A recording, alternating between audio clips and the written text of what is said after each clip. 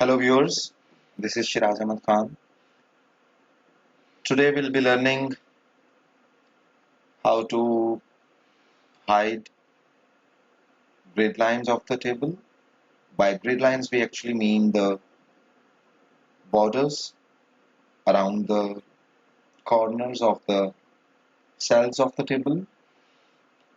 We'll be learning more options regarding the table handler, like after the table is created, with the help of tabular handler, what can we do? Like moving the table from one point to another, like auto fit to contents later on. And we'll be learning something conceptual in Microsoft Word that is based on some sort of maths, that is sorting the table data.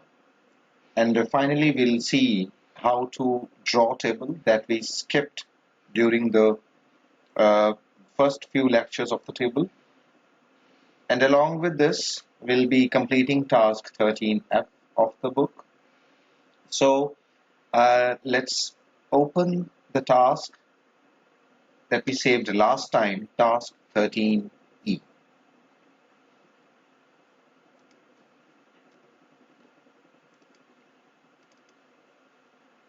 We are opening task 13E,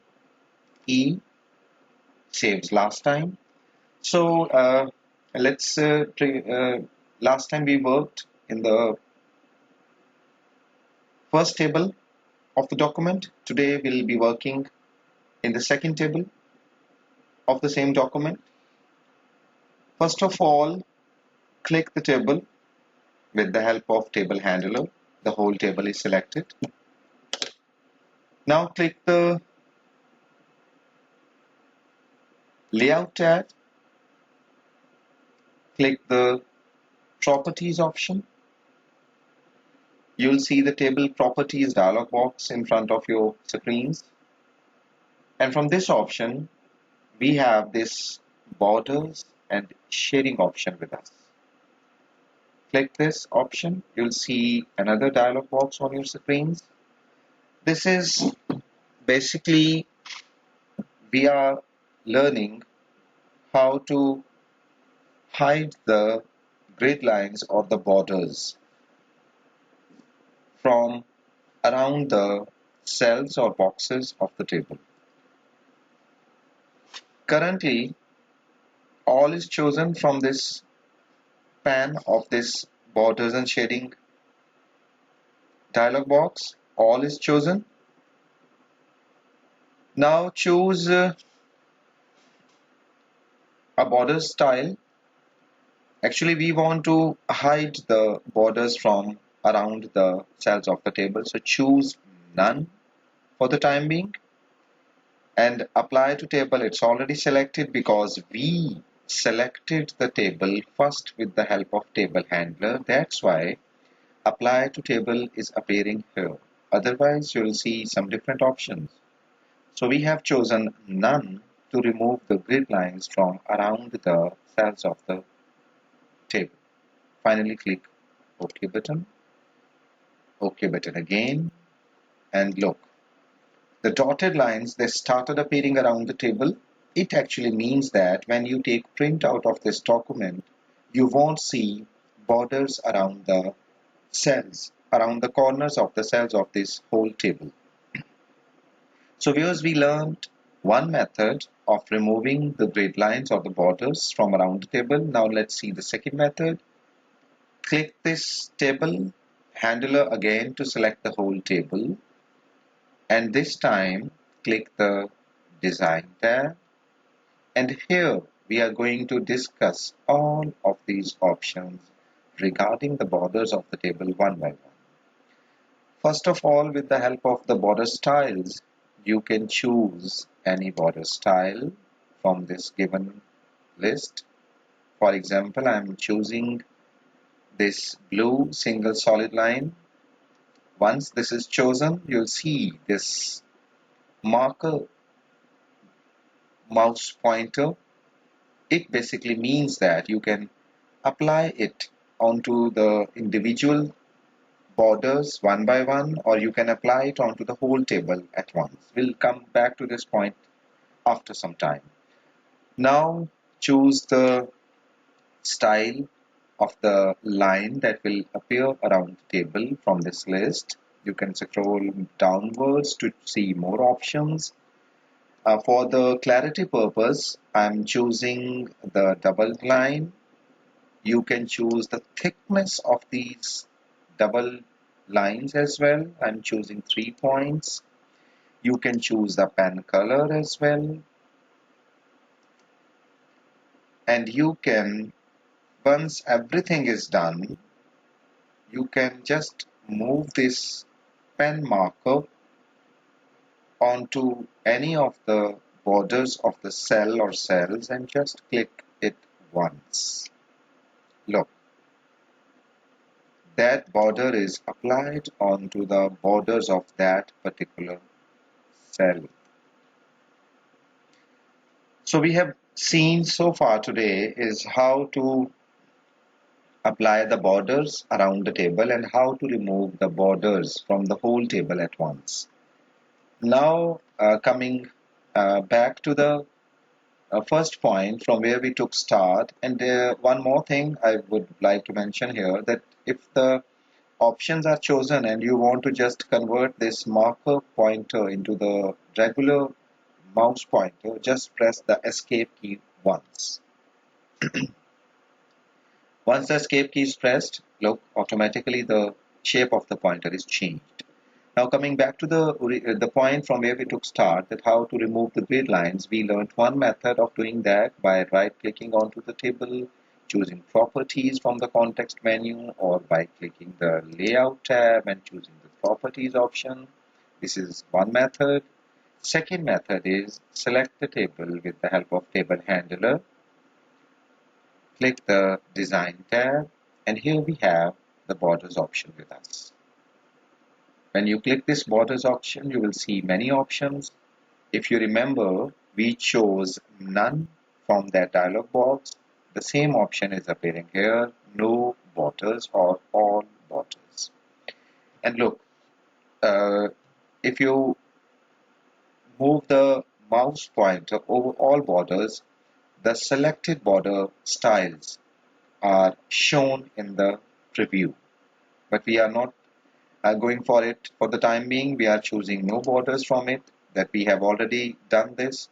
Now in order to come back to the regular borders, once again go back, click the border styles, choose the default one, that is the very first one, and rest of the things are changed automatically on the basis of the border style.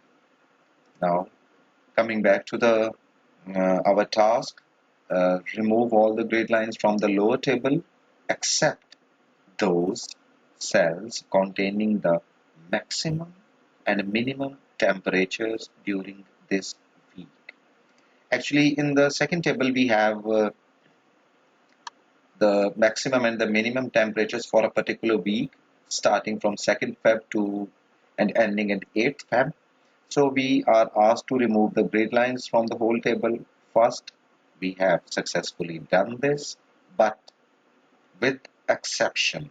And exception is that don't remove the borders from around the values which have maximum and minimum temperatures for that week. And we have these two rows where we have the maximum temperature for the week, that is 5, and the minimum temperature for the week, that is -3, along with another row that is for the 7th February. So we are asked to apply the borders around it. The procedure is select both of these rows together, hold down the control key from the keyboard and select the row for the 7th February as well. Let me repeat it. Select these two rows with the help of mouse. Now hold down the control key from the keyboard and select the row which contains 7th February values. Now go to the borders option and choose all borders. Look, the borders are applied around the selected rows which contains the maximum and the minimum values for that particular week. So viewers, as far as the task is concerned, it is completely done. We are going to save the document as task 13F. So click File, Save As, Chapter 13 and 13F. Now the task is completed, but for today's video lecture, the work is yet to be done. Now right click onto the table handler and look, we have from the context menu, we have auto fit option. And if you mouse over, it will show you the same three options which were appearing when we created the table from scratch. It actually means that the purpose of discussing this option with you guys is that you can change the width or height of the table anytime according to the contents of the table once it is created. So you can choose auto fit to contents, you can choose auto fit to window, and you can choose fixed column width even after the table is created. Next, we are going to learn how to sort the data of the table, but in order to learn it, how to sort the table data, we'll have to understand first that what do we mean by sorting. Whereas by sorting we actually mean arranging the data into a specific sequence. Let's repeat it. By sorting we mean arranging or putting the data into a particular specific order. Currently we have a table that is in which the data is arranged according to the dates of that week. But if you want to arrange the data according to the maximum or the minimum value or the contents into the descending order for that particular week, whatever the order is or whatever the requirements are, we can arrange the data in the table by using the sort option. So let's see where we have this option. Select the whole table again with the help of table handler. Click the layout tab, and in the data group or section we have this sort option with us, and look at definition. Arrange the current selection in alphabetical or numerical order. This is especially useful if you are trying to organize data in a table. Click this option. You will see this dialog box. Let's explore the options of this dialog box. Look, we have the very first option, sort by. It actually means that we want to sort data according to column 1 or the value, the maximum value or the minimum value. Suppose we want to sort the data according to the maximum value, choose maximum value. Its data type is appearing here that in this column we have numbers, and then we have ascending and descending option. Ascending means you guys know it very well. Alphabetical it's from A to Z, numerically it's from 0 to 9, and descending means Z to A and 9 to 0. Up till now, regarding the sorting options, the things are a bit simpler. So let's see the complex things in this context as well. We have, after the sort by, we have then by options. Then by actually means that if Microsoft Word finds two equal values for two different rows. For example, it's quite clear that in the table in the background we have the same temperature, the maximum temperature 5 for 3rd February, for 4th February and for 5th February as well. So you can choose that if word finds the same equal value for more than one rows, what it should do? It should then arrange the data according to the minimum value, and minimum value, it's a number. Once again, we have ascending and descending options. Actually, what is our requirement in this connection is that we want to move the rows with maximum temperature on the top, and if the maximum temperature is equal, then it should arrange the data according to the minimum value. And even if the maximum and the minimum values are same, what it should do then by in the third place we are choosing column 1. It's a textual data and it should place the values in the ascending order then. So we have seen the 3 levels of sorting. Finally, I'm going to apply it. You'll see its impact shortly. Look, Word tried to arrange the data according to the maximum temperature on the top, and if the maximum temperatures are same, it tried to arrange the data according to the minimum temperatures, and even if the both values are same, it applied the sorting onto this column. So this is, we saw how to sort data, and by sorting we mean arranging the data in a specified sequence, and you can find this option by selecting the table with the help of table handler. Click the layout tab and click the sort option. You'll see these options in the form of a dialog box.